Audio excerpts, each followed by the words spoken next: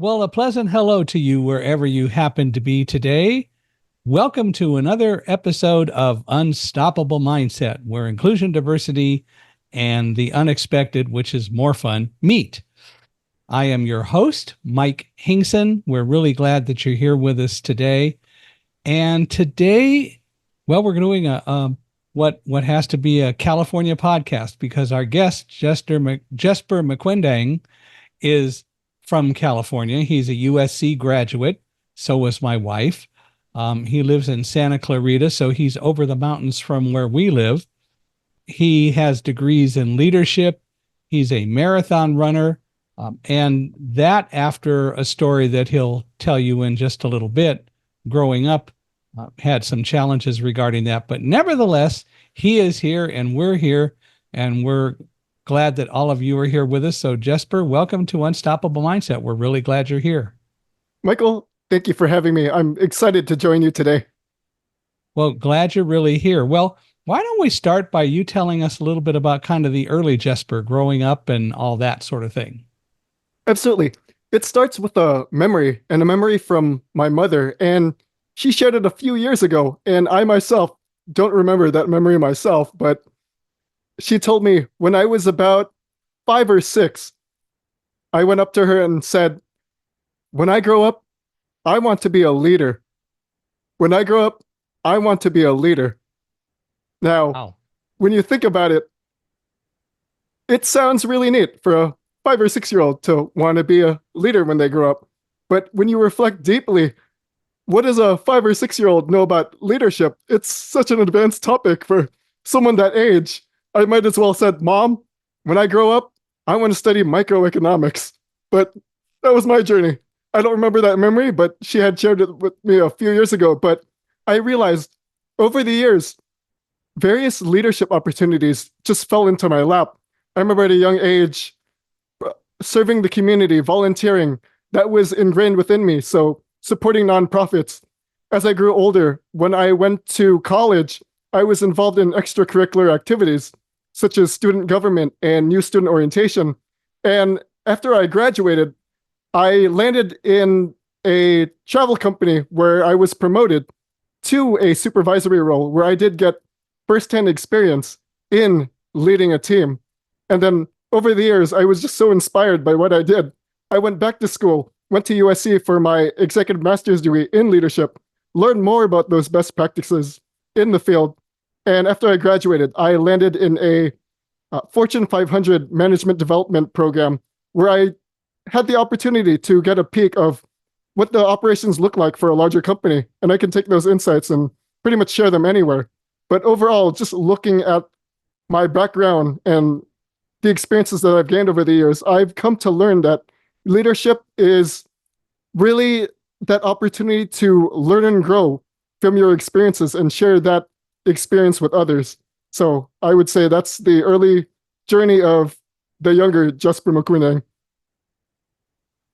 Well, certainly relevant by any standard.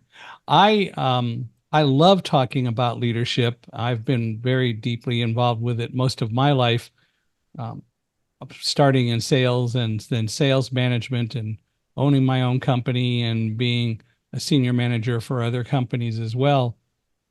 And one of the things that I love to say is, and I've read about leaders and I've read books about leadership and studied them and so on, but I love to say that I have learned more about leadership and teamwork and trust and motivation from working with 8 guide dogs than I've ever learned from Ken Blanchard and Tony Robbins and all those folks, because it becomes very personal. And the additional challenge that someone like I have is that I work with and build a team with someone who doesn't speak the same language I do.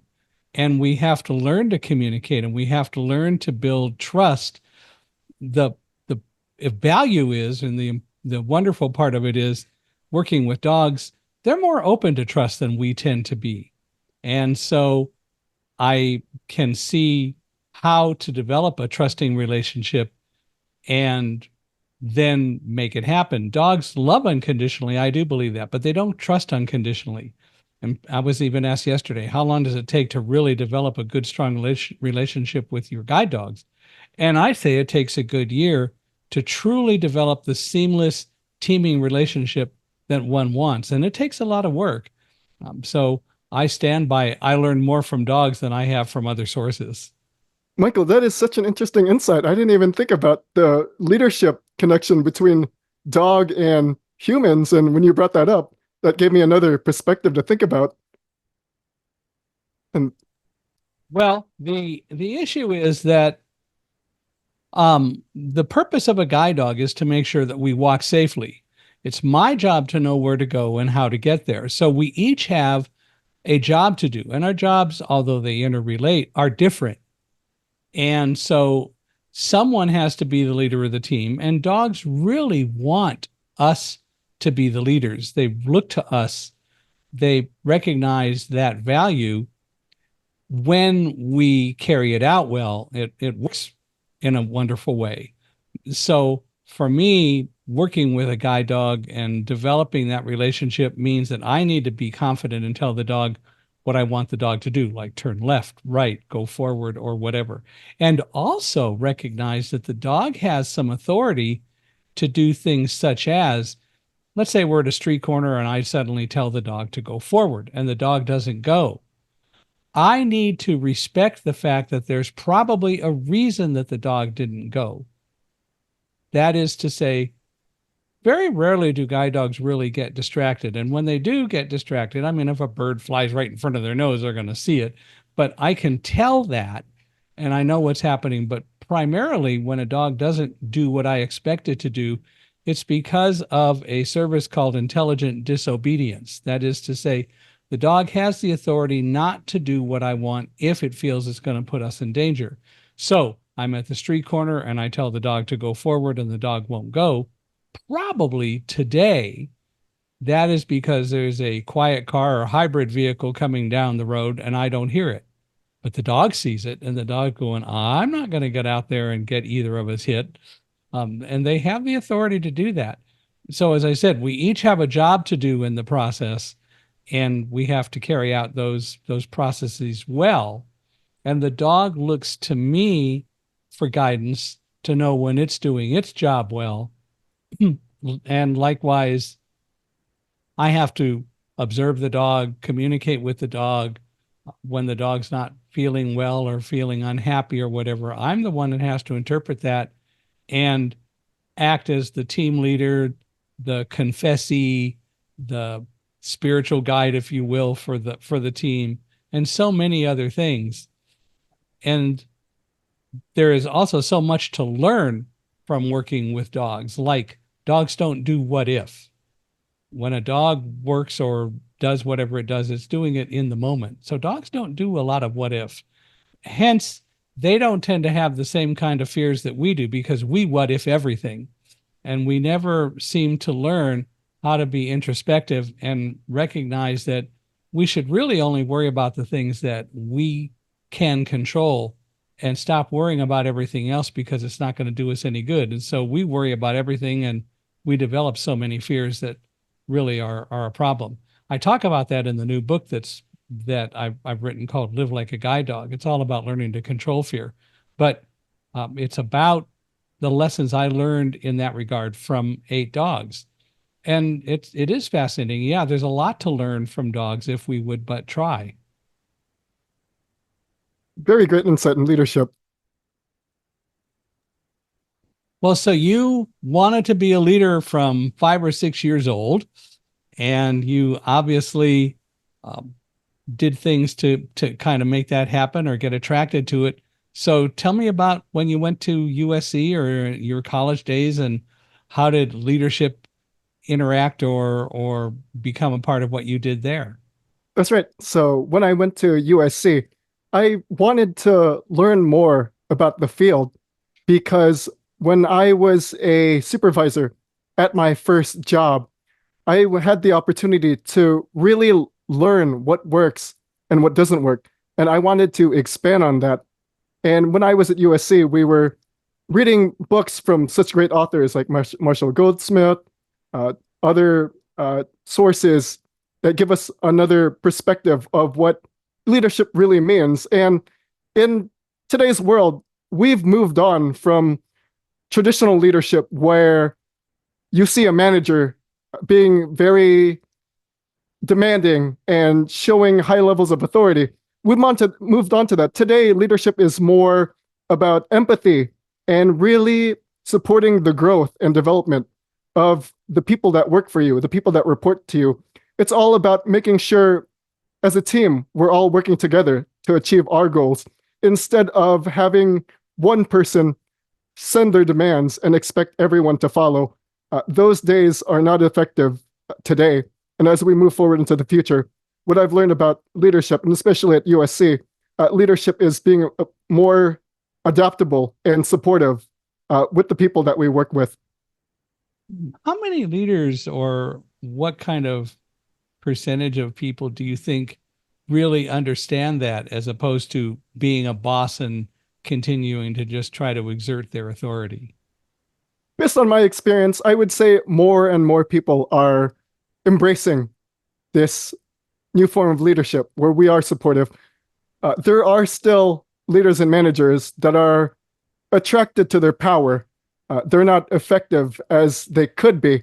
But on the other hand, for the leaders who are embracing this constructive form of leadership where other people are getting the opportunity to share their voices, they're getting better results compared to managers who are showing off their authority and being bossy and stepping on the foot of other people and not really giving them a voice. So I would say there are more people who are embracing more adaptable and supportive form of leadership. What are some of the basic characteristics that you would define that exist in leaders today? What makes Oh, a yes. leader a leader? So with leadership, there are 4 super skills that make a leader effective. And the 4 super skills are public speaking, public listening, private speaking, and private listening. So for public speaking, it's what we do know about people going up on stage, not literally, but they can be in front of the boardroom at a meeting and really sharing the direction of where everyone needs to go. I know there are some people who are nervous about the idea of public speaking. You don't have to necessarily like it. You don't have to love public speaking. You can even despise it. But as a leader, it does get to a point where other people look up to you to display and promote the vision and direction of where the team is going. And that's where people will depend on you as a leader to really express that direction. And the next one is public listening. And that is where a leader has the courage to step aside and give other people the stage. And again, not the literal stage, but they could be at the office in front of everyone else or along the same table. But the idea behind public listening is to give your team members the opportunity to share their voice, share their perspectives, share their thoughts. Because when it comes to leadership, the leader does not necessarily have to be the only one throwing all those ideas out there and perspectives, demands. It's important to give other people that opportunity to really share what's on their mind. And then next is private speaking. And for that, I know when people hear private speaking, does that mean a leader hides in the corner and starts talking to themselves? No, not necessarily. What private speaking means to me is it's a phrase I use for coaching and mentoring, those one-on-one conversations with your employees, with your team members, with your staff. I call it private speaking because those conversations should be held in private. Whatever you and your team member shares with you. For example, it wouldn't be fair to say, "Oh, everyone, did you know what Michael told me today? He said this, and this." Again, when it comes to coaching and mentoring, you want to respect the privacy of those conversations because your employees will share information that you would not get publicly. And lastly, it is private listening. And for this, a leader is really spending the time to discover their capabilities from within. So for some people, that comes in the form of meditation, where they're really being in the moment, present, and just listening to the voice within themselves. Also, an effective way for private listening to occur and learn more about yourself is to take leadership development assessments, where you are seeing firsthand the strengths and the areas that you can work on, giving you the opportunity to really reflect and see how you can be a more effective leader. So the four super skills of an effective leader is public speaking, public listening, private speaking, and private listening. I like the way you put all of that. And I like, especially when you're talking about private listening, meditating, and really stepping back and becoming more self-analytical and introspective. That's something that we talk about a lot in Live Like a Guide Dog, because you will develop your mind. I guess the best way to put it is you'll develop your mind if you use it. And one of the best ways to use it is to look at what you do, look at yourself. I encourage people at the end of the day to take a step back and look at what happened today and look at what worked, what didn't work. Don't ever regard something as a failure. It's a learning experience, but I think we got to get away from negativity. For years, I used to use the term, I'm my own worst critic. And I realized literally just over the last year, wrong thing to say. I'm my own best teacher, because I'm the only one who can really teach me. Other people can give me information, but I'm the one that has to internalize it. And so the fact is that I would rather look at it from a positive standpoint, that is, I'm my own best teacher, than anything else. And I should look at everything that happens during the day to see what I can learn from it. Even the things that went well, could I have done it even better? And look at how all of that comes together.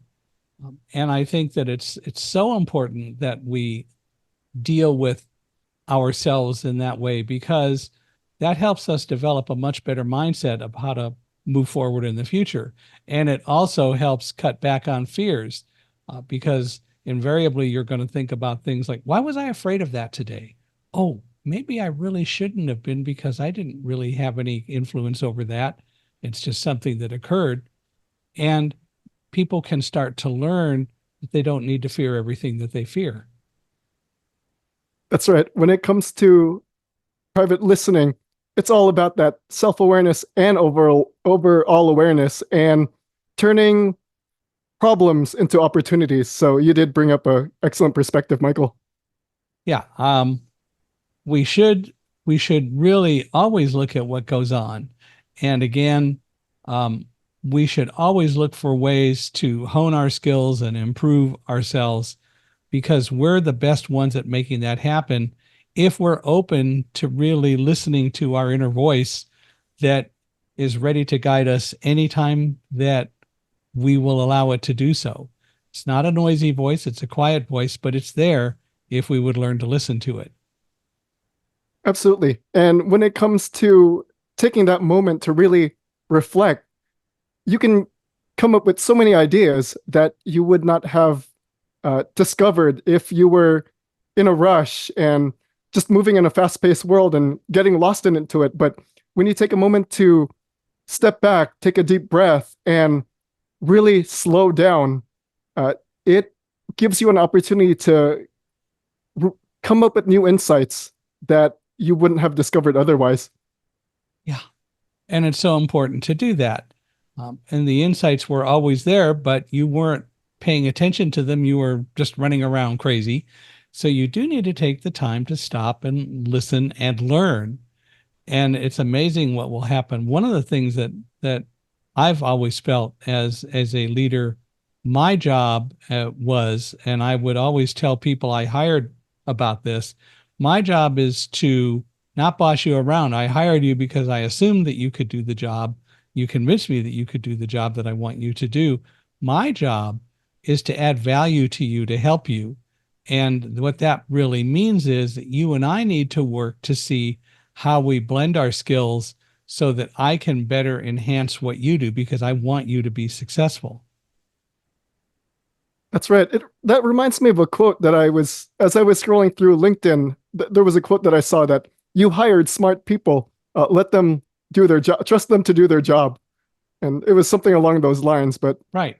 yes, But even so, you do trust them to do their job. But the other part about it is, can you help them do their job better? And that's right. that's a skill that I think a lot of people still really need to learn, on both sides. I've had people who I've said that to who never really figured it out. And they weren't really great listeners at sales. And they didn't do some of the things that they needed to do to be more successful at selling. But they also weren't willing to explore how to better themselves. And hence they didn't necessarily stay at the company as long as they might have. But the people who really got it and who discovered that I, for example, am very technical, I listen, I'm unique, being blind in the kind of world where we were selling high-tech products to Wall Street. I was enough of a unique individual that it was worth taking me along and letting me do demonstrations and product discussions. Again, my master's degree is in physics, so I'm pretty technical anyway. But one of the fun things that happened after one of those presentations was my sales guy, who was my best sales guy, said, "How come you know all this stuff and I don't?" And I said, "Did you read the product bulletin that came out last week?" "Well, no, I didn't have time." I said, "There you go. If you had, you might have known more than, well, you would have known more than you do, which doesn't necessarily in of itself mean that you would be better at presenting it." I didn't say that part, but the reality is that it is what I knew how to do. And we fed off each other very well. And we were both able to make him more successful than he otherwise would have been, which is really what it's all about. That's right. It reminds me of the writings from Brian Tracy, where he would remind us that the people who really take an active approach in their learning and personal growth, those are the ones who are more likely to succeed in this world. Yeah. Which is very true. You've got to take responsibility for and take charge of your own growth and recognize that there's always stuff to learn. There's always stuff that somebody else knows that would be helpful for you to get to know as well. And you should never resent people just because they know something you didn't know. It's cool when you get to learn it and then you get to use it. And probably will impress them because then they see you using and they go, "Oh, you caught on that, huh?" So it is what we have to do that we don't do nearly as much as we should. That's right. It reminds me of the world of coaching and mentoring too. There are so many more experienced professionals in the world that when we learn from them, that gives us the opportunity to really take in their insights. And when we use their insights, that'll accelerate our process in becoming more successful in our journey of professional development. Yeah. Are leaders, or should leaders be pretty resilient people? I believe so, because when you think about it, in today's world of leadership, there's just so much going on, especially in our fast-paced society. When you look at working with teams, people have different perspectives. When you look at projects, there are so many items that just go into a project and so many moving parts. And when you look at change itself, it's disruption, interruption, you name it, it's moving in all directions. And as a leader, sometimes something somewhere can knock you off course or knock you down, but you have a choice. You can stay down and worry, but that's not very productive, or you can get back up again. And when you do get back up, you get another chance to really find ways to whatever you were working on, you can make that better. It's a much more productive process when you continue to get back up and really challenge yourself to find new ways to move forward. So it is important to be resilient, because when you look at change itself and how it's just shifting so many things around, if you're not as resilient, you're not going to be able to adapt to that change. But if you continue to get back up roll your sleeves up, you'll be in a much better position as you really find new ways to build on yourself and move forward. But a resilient leader isn't someone who is so stubborn that they think that they've got the only solution. It's really getting back up and looking at what happened and then moving forward in whatever way is the most appropriate to really make progress for you as the leader and your team. That's an excellent insight, especially when a leader is so stuck in one way, it's really going to present challenges. It reminds me of the quote, we've always done it that way. If Yeah. a leader sticks to that message, they're going to get lost in the past and they're not really going to be able to adapt to the future, or at the same time, their team members might not really relate well to that leader who just sticks with one idea. Because in today's world, if you want to be more successful in the projects and the processes that you're trying to build, it really helps to get the perspectives and insights of everyone on your team instead of that one person who's just promoting one idea. It's not going to get very far. I think one of the characteristics of a good leader is also knowing when to relinquish leadership because someone else has a skill that maybe they are able to do something better than you. And you've got to allow them to help guide the team because they've got the particular skill that's necessary to do that. That reminds me of two things. The first thing is that leaders should not be intimidated by other people who have a skill that they're lacking. They should actually embrace that opportunity because our skills are complementary when we work with our teams. Someone has a certain ability or skill set that when we're all working together, it's like a puzzle piece. And when all puzzle pieces fit together, you'll be able to solve whatever you were working on. And the second part that this reminds me of is the idea of servant leadership. For a leader, gone are the days where a leader should be demanding and be the best in terms of thinking they know everything and have everything. In today's world, a leader should be in a more servant leadership role where they're supporting the growth and development of their team members and accepting that other people have skills that they might not have. Because as I mentioned earlier, working in a team is like having different puzzle pieces. And when it all fits together, you're solving that puzzle piece faster.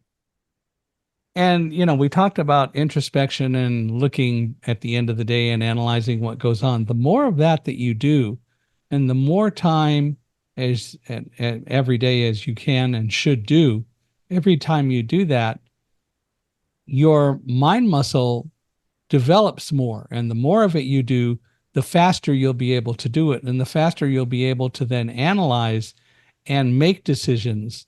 So that the whole idea, though, is that you've got to train yourself to do that. And that's not something that anyone can do for you, but you can certainly learn to recognize a lot of the different kinds of things that we're both talking about.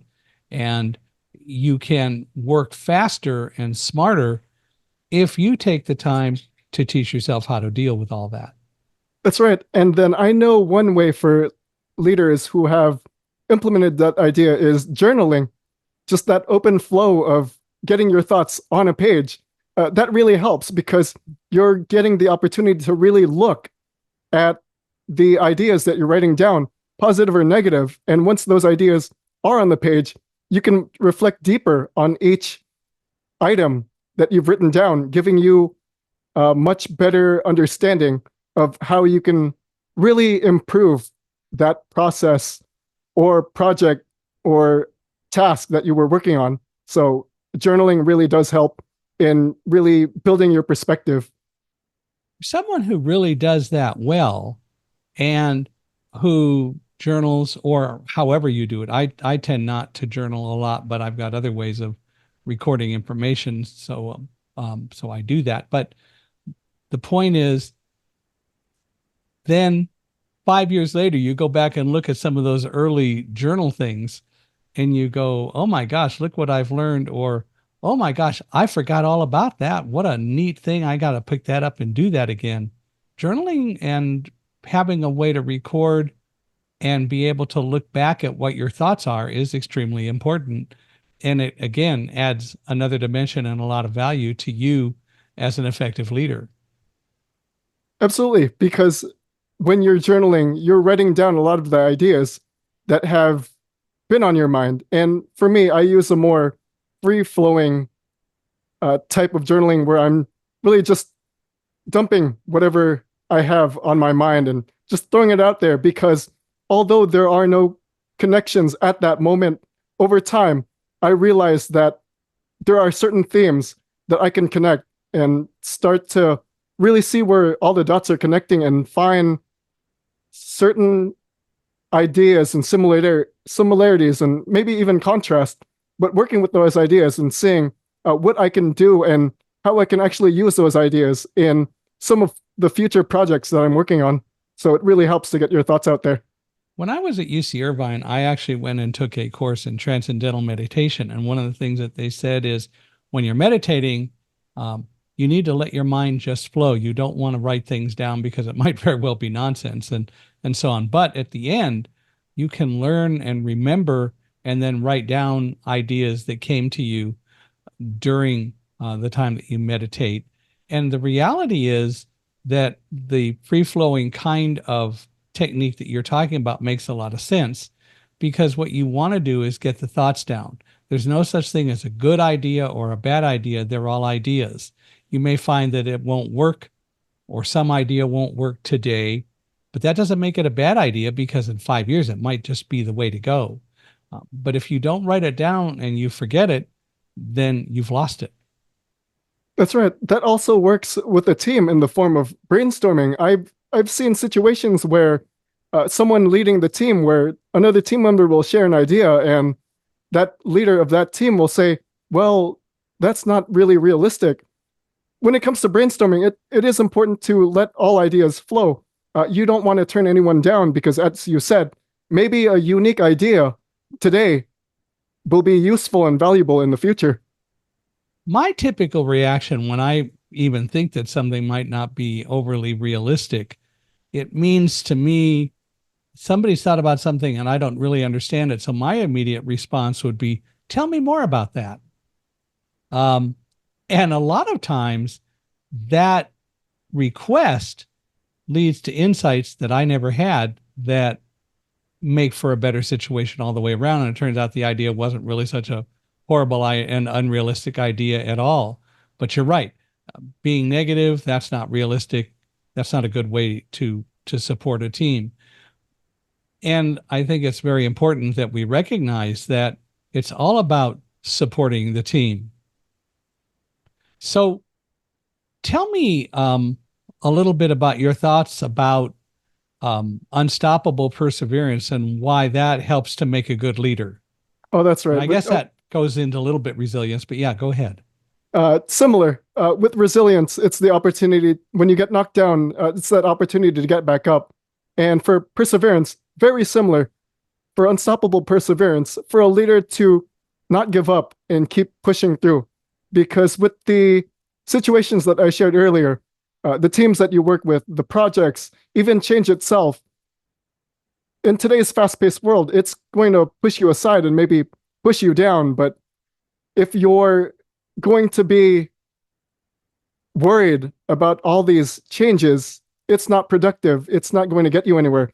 But if you continue to push through and really show your perseverance and take charge and just really push forward, you'll get much better results when you continue to have that energy to just never get knocked down. Of course, taking charge also means taking charge in a positive way and not in a bossy way. That's right. Yeah, and that's really crucial. Yes. So when it comes to taking charge, it's really being proactive about growing and your well-being and really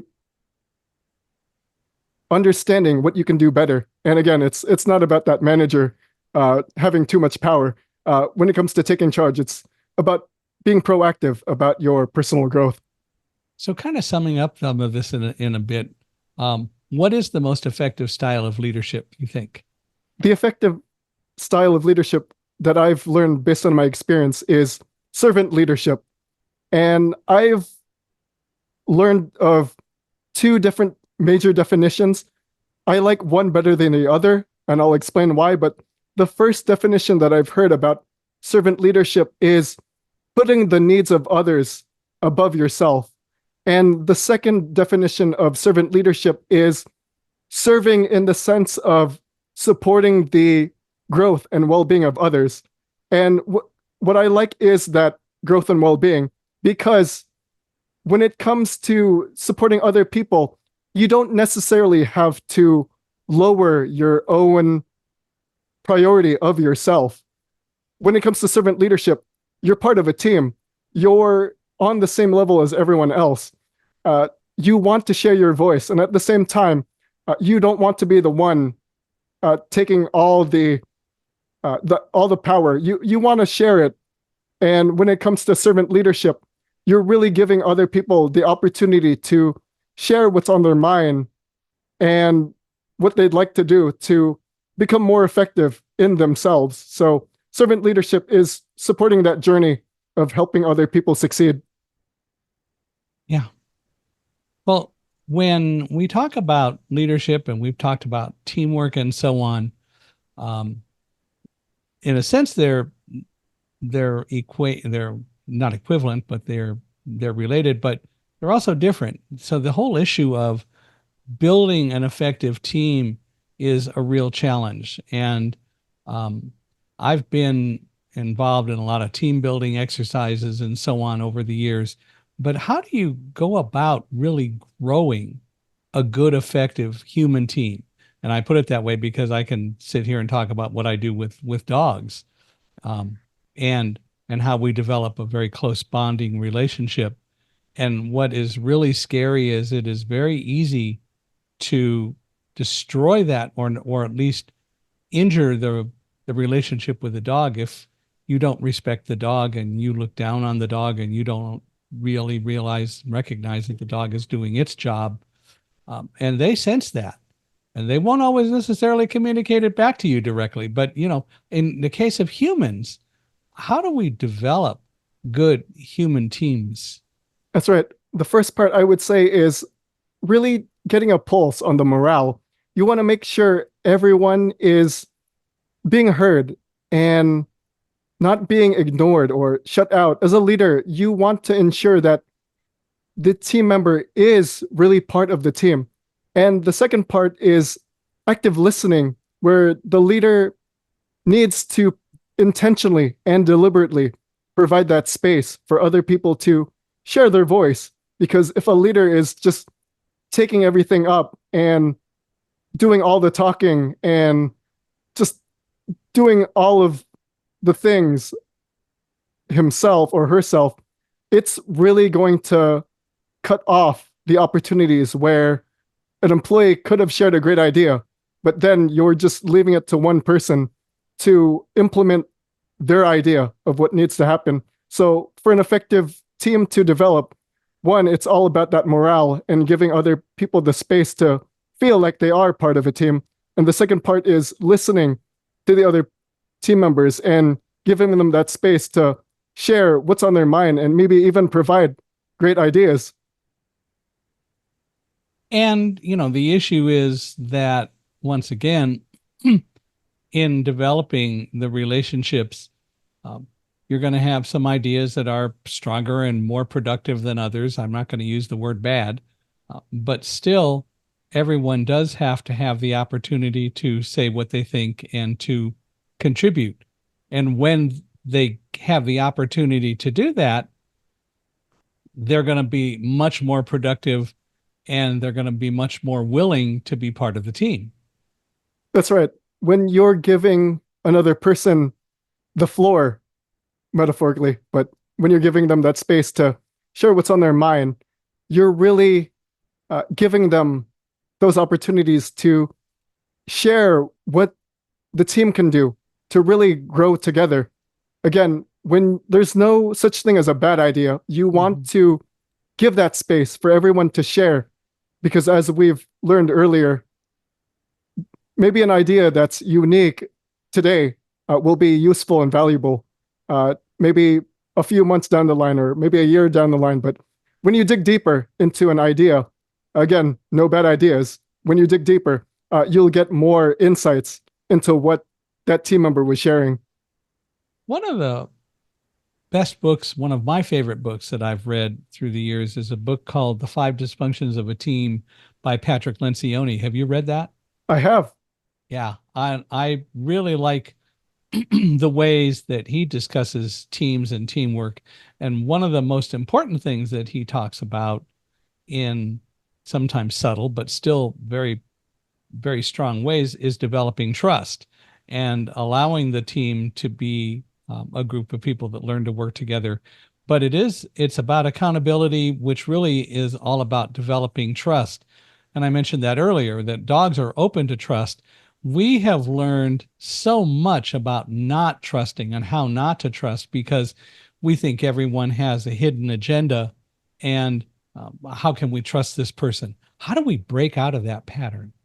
Yes. So, especially when it comes to the five dysfunctions of a team, in that book, Patrick Lencioni does start with trust. And to really build in that trust, you want to have open conversations with your team to really express themselves and give them that voice. Because if you're cutting other people off, they're not going to feel safe. They're not going to feel secure in their role. On the other hand, when you open up that space, you're giving other people that opportunity to really understand each other. So that's where it really starts from, that sense of understanding and building that time for that understanding in there. Because if you cut off that understanding, again, you're going to make other people feel unsafe. And when people feel unsafe, that's where trust starts to break down. But on the other hand, when you're building a psychologically safe environment, people are more likely to speak up and really trust each other in how they want to work with each other. So tell me, what do you do when you have a person who doesn't earn trust? Because trust is something that has to be earned, or a person who just really, I don't want to use the term rubs people the wrong way, but maybe that's a good term to use in some senses. But what do you do when you have a person that doesn't seem to have an interest in really developing a two-way trusting relationship? That's right. In this case, maybe the leader, or not, I wouldn't say the leader, but this member, perhaps maybe it's ego, perhaps it's selfishness. You want to really figure out what's going on. Perhaps there are maybe problems at home or just outside the workplace or maybe inside the workplace. What I would do is take this member and have a one-on-one conversation to really discover, is there anything that's going on that's really hindering their ability to connect with others?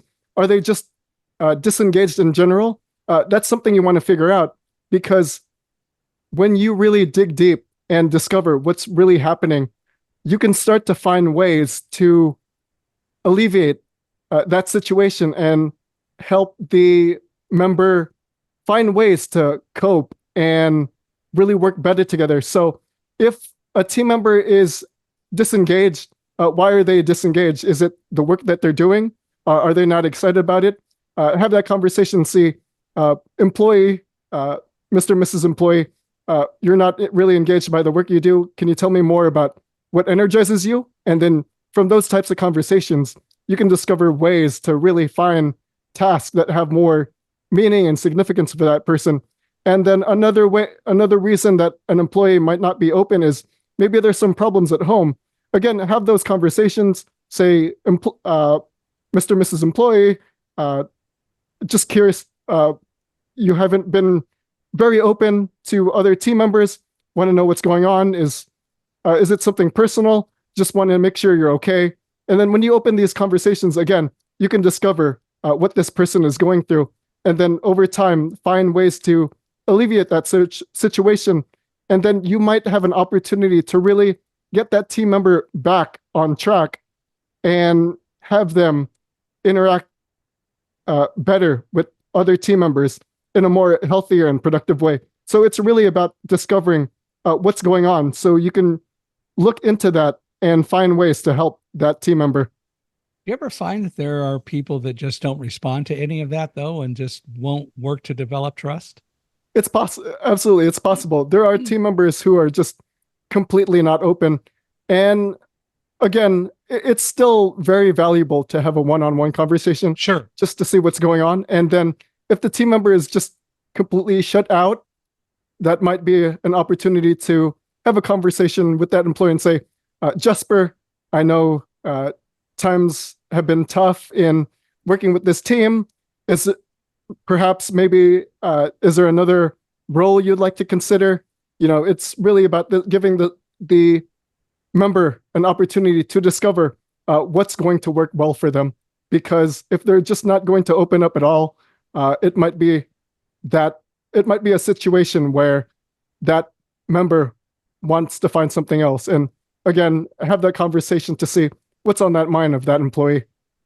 But I think that no matter what you do, it's important not to judge or be judgmental, because whatever Correct. is going on with that person is going on. And you, as the leader, have to worry about the team. And if that person can't be part of it, then you help that person. Again, it goes back to you're adding value by helping that person find something else that makes sense to do, even if it's somewhere else. And I believe that that level of being supportive is extremely important. That's right. It's very important to be supportive. If that team member is just not open, again, you don't want to call out that team member for being unsupportive. You really want to be that open leader who really lends a hand to see what you can do to help that team member move forward and find a productive way out, or maybe reintegrate back with that team. But again, it's all about giving that employee space to discover what's really going on and how they can move forward in a more productive and healthy way. Right. But you have to take ego out of it. That's right. So, switching gears a little bit, you haven't talked about yet the fact that you grew up having asthma, and then you ended up starting to run marathons. Tell me more about that. That's right. I believe it was at the age of 8. I was in second grade and I was diagnosed with asthma. And I just remember that my parents, I know they were trying to be supportive, but they were really protective. And I just remember that for my safety, they would want me away from pets so I don't have a reaction to fur. They would keep me indoors just so I don't get a reaction to pollen or dust or any other pollutants outside. And I would just get stuck indoors for a while. And over time, I fell into that trap of placing those limits on myself as well. And I realized over time, I don't want my life to be defined by those limits. And I wanted to do something significant where I can overcome that type of obstacle. And the first thing that came up to my mind was something physical. And I just remember for marathon runners having that big major goal, I decided to add that to my bucket list. But I knew something like that would not be an overnight magic formula. I knew I had to take it one step at a time. So what I did is I started with a 5K. Of course, there were challenges along the way. Moved up to a 10K. And then when I felt more comfortable, a half marathon. And then when I finally reached the finish line of my first full marathon, that sense of joy and relief, and really knowing that I could achieve something like that, despite growing up with what I had as a young, just throughout my life, it was a really meaningful goal that I had accomplished. So really, when it comes to having that marathon goal, for me, it was really a sense of not letting past limits define my life and really moving forward to accomplishing something more meaningful and significant for myself. So clearly there are symptoms that you experienced that indicated asthma. Did a lot of that dissipate or go away as you began to run more and more marathons and became more physical? So as I became more physical, I learned to manage it. And when it came to training, I didn't want to overextend myself. And again, I knew I wasn't going to run 26.2 miles in one night. I worked my way up to make sure my body understood what I was doing. Again, no rushing, no intense, no no overextending myself, not going too intense, but reaching a more comfortable space pace that I can take throughout my training. That way, I didn't put too much pressure on my body, but my body understood over time and managed itself to really reach that level once I got to that marathon and just completed it. What's the fastest you've ever run a marathon?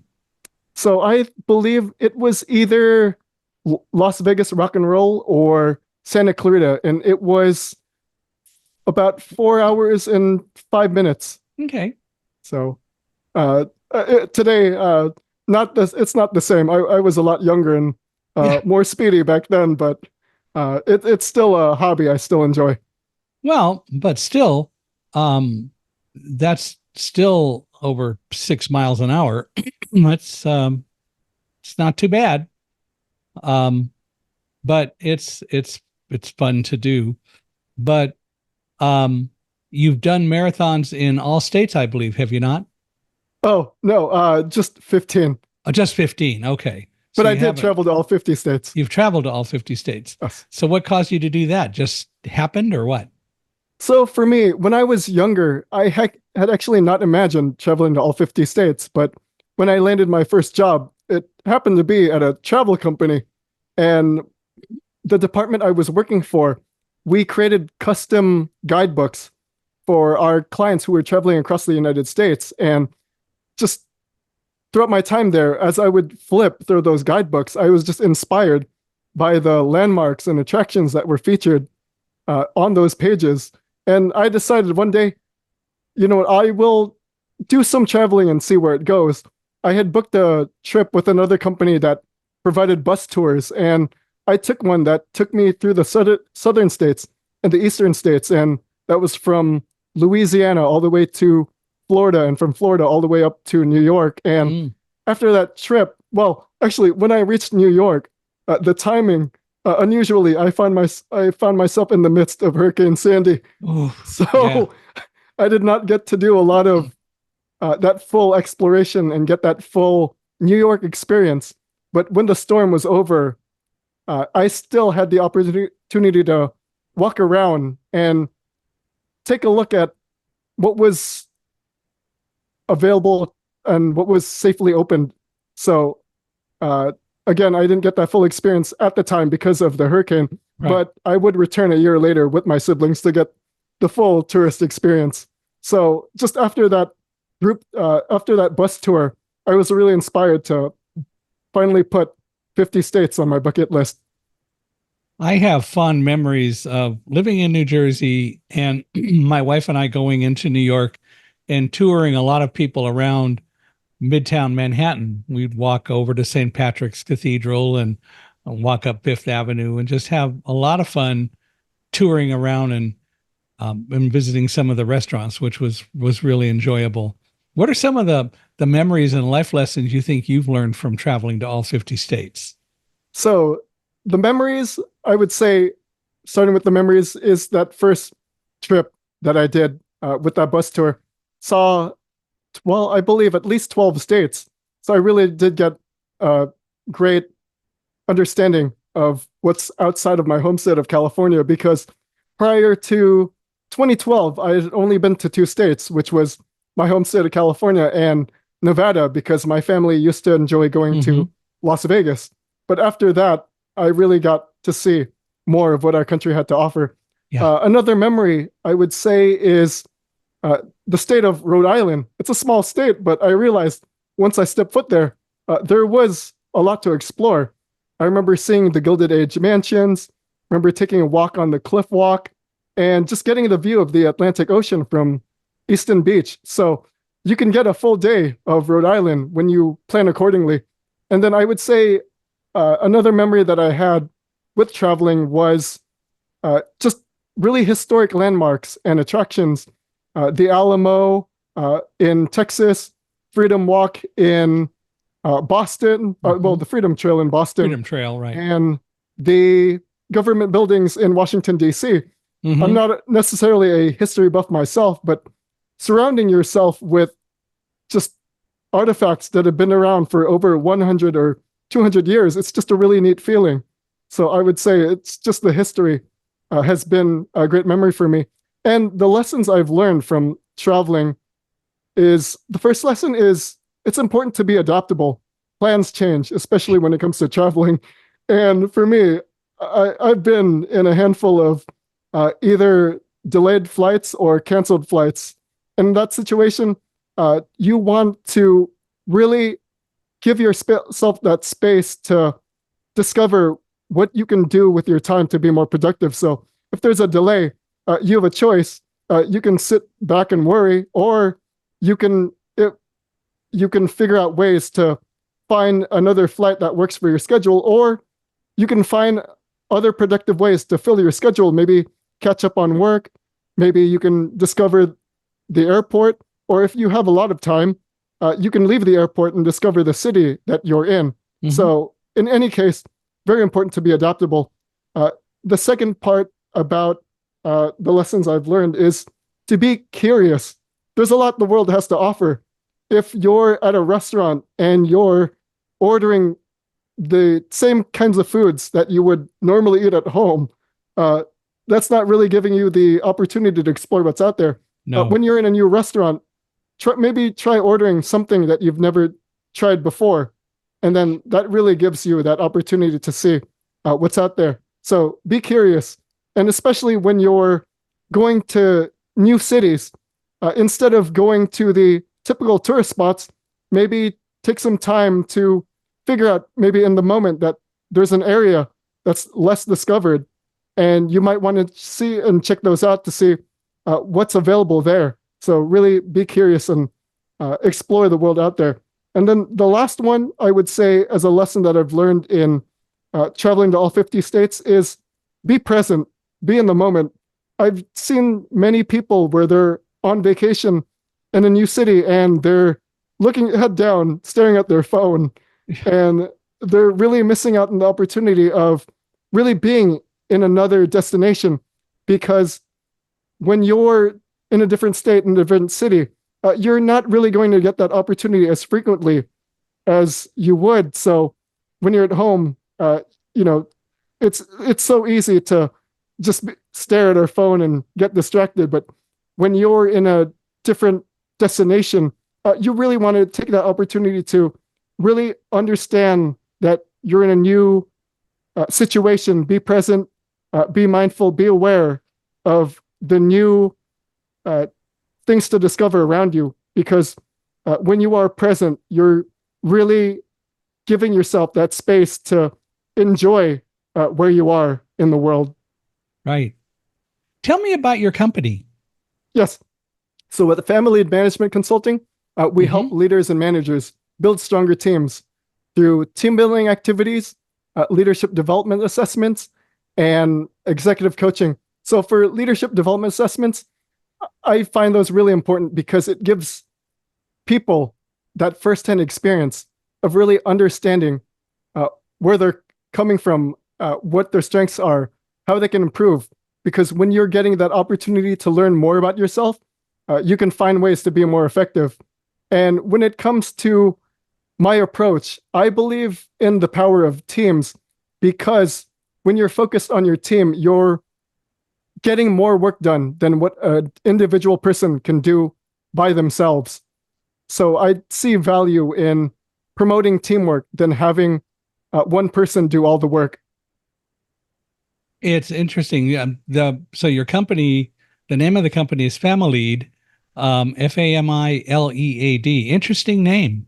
Yes, absolutely. So it is a playoff of the word family, because when it comes to a team, not necessarily believing that a team is the family, but when it comes to building a team, it's about that sense of community, that sense of belonging, that sense of togetherness, which is the values of being part of a family.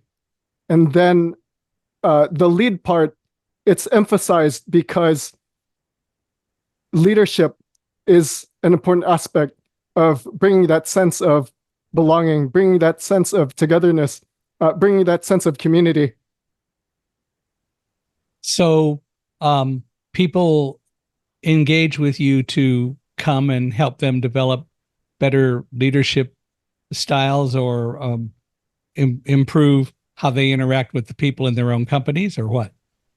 Correct. So it is having leaders find more ways to be more effective, because when you have buy-in from the leaders and they're working on becoming more productive, again, when you look at leadership, it all starts at the top.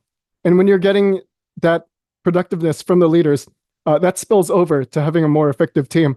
And then once you have your team together, really finding ways to build them into just a stronger unit, and the ability to really open up that space to being more productive and working together and finding that strength as a team.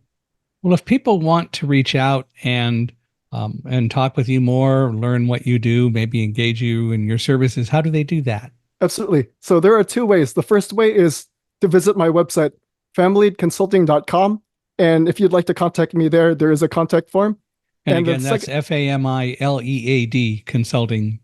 Correct. Yes. Okay. And then the other way to reach me is through LinkedIn. Search for Jessper Maquindang. I absolutely enjoy conversations about leadership, personal growth, professional development. If you just want to have a conversation about those topics, I'm absolutely happy to have them. So feel free to reach out, search on LinkedIn for Jessper Maquindang.